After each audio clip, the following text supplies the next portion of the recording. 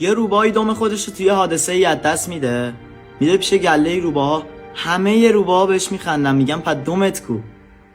یه اتفاقا هم وقتی که دم ندارم راحت شدم، انگاری پرواز میکنم، آزاد شدم.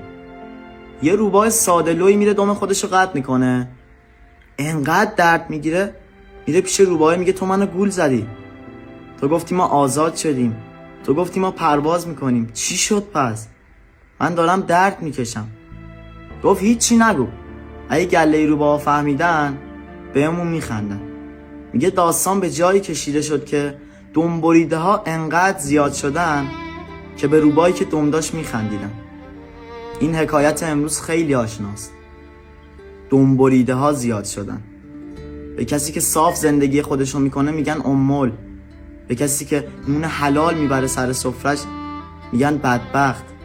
به کسی که خیانت نمیکنه، صاف زندگی میکنه، میگن عقب افتاده. دم بریده ها زیاد شدن. درد اینجاست.